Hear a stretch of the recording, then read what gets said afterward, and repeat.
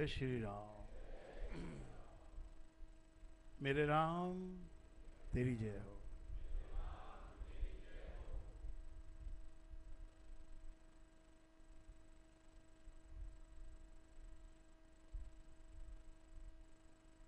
भक्ति बड़ी ही रसपूर्ण विधि है जीवन जीने की। इसमें बड़ा रस भरा हुआ है, ये रस से भरी हुई है। और मनुष्य इस संसार में रस का ही स्वाद लेता है, हर जगह रस को ही ढूंढता है। ये राम रस मीठा, कोई पीवे चतुर सुजान, राम रस मीठा रहे।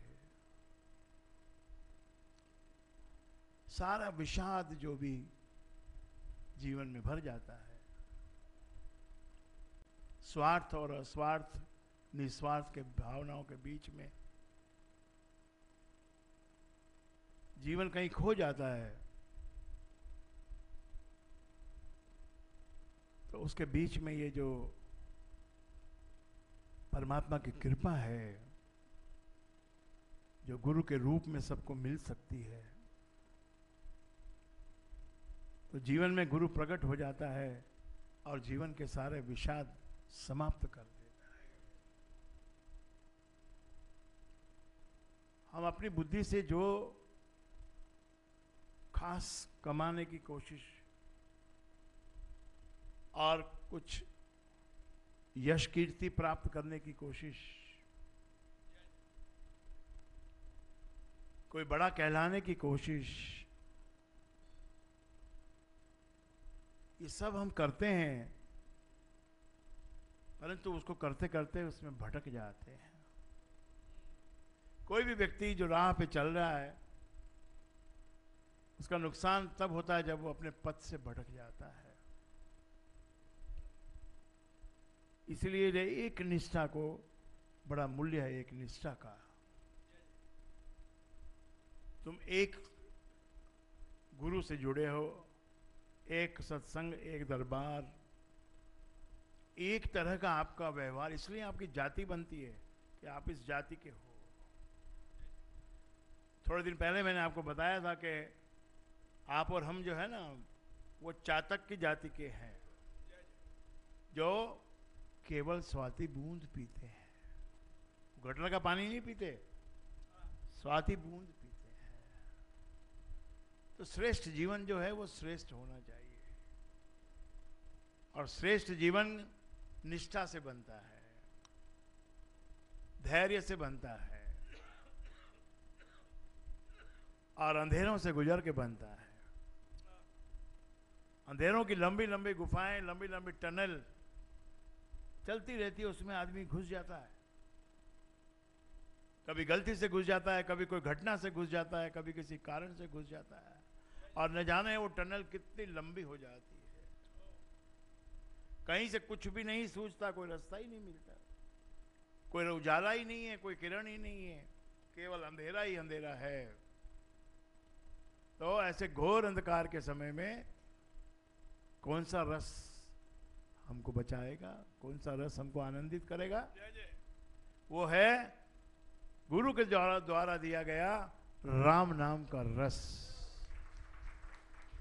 चाहे गुफा में अंधेरा कितना ही हो, बैठ जाओ वहां भी और राम शब्द को गुंजाओ अंदर, तो राम में क्या क्या बसा हुआ है? सत्य ज्ञान आनंद के, ये सत्य ज्ञान और आनंद, ये तीन वस्तुओं से बना हुआ है। इसके भीतर तीनों वस्तुओं को प्रदान करने की शक्ति है इसके अंदर में। सत्य तो ये स्वयं में है। सत्य का अर्थ क्या होता है? जो कभी भी नहीं बदलेगा, जो पहले भी था, आज भी है, आगे भी रहेगा, जो कभी भी नहीं बदलेगा, उसमें कोई परिवर्तन नहीं होगा। जो उसके गुण हैं वो उसमें रहेंगे, उसको सत्य कहते हैं। ज्ञान एक एक जीव का, एक एक प्राणी का, एक एक कण कण का, सब आपस में जुड़े हुए हैं। ये पूरा जो ब्रह्मांड है ये एक ही इकाई है। इसमें रहने वाले लाखों प्राणी, तरह तरह की योनि वाले प्राणी, हर एक व्यक्ति जुड़ा हुआ है, एक सूत्र में बंधा हुआ है। जैसे माला में फूल अलग अलग दिखते हैं, परंतु वो सब मिलके एक माला कहलाती है और उनको बांधने वाला एक सूत्र होता है। इसी प्रकार ये विश्व को बांधने वाला राम है मूल, उसको तो प्राणी कभी न। चिंतन को संवारो, चिंतन को शुद्ध करो। कैसे कैसे हम क्रिया कर देते हैं, कैसे कैसे हम कर्म कर देते हैं, फिर उससे चित्त हमारा भ्रष्ट हो जाता है। और भ्रष्ट चित्त में कोई भी अच्छे विचार नहीं आते हैं, उसमें से घबराहट निकलती है, भय निकलता है, और हम फिर डर कर, भय के कारण से और भी गलतियां करते हैं, और गलतियां करते हैं, भटक जाते हैं, रास्ते से उतर जाते हैं, कहीं से कहीं चले जाते हैं। इसलिए एक छुपी हुई उंगली गुरु की, हमेशा उसका चिंतन करते रहो कि मेरा गुरु मेरे साथ है। और गुरु को याद आपको ही रखना है, आपको ही अपने साथ रखना है। गुरु वो शक्ति है जो रह सकती है, तुम्हारे साथ रहती है, पर तुम उसको छुपा देते हो, दबा देते हो कि नहीं नहीं नहीं, आप अभी मत आओ, अभी मैं हूं, अभी मैं कुछ करने वाला हूं, इसका क्रेडिट मुझे मिलना चाहिए। क्रेडिट तो उसी को मिलता है जो कुछ करता है, लेकिन गुण गुरु के गाने पड़ते हैं। गुण गुरु के गाते रहो, क्रेडिट तुम्हारे को मिलता रहेगा। वरना किसी में रखा ही क्या है, किसी में है ही क्या। जो जिसके गुण गाता है वो उसकी झलक उसमें आती है। ये चीज आप बड़े ध्यान से सुनना इस बात को।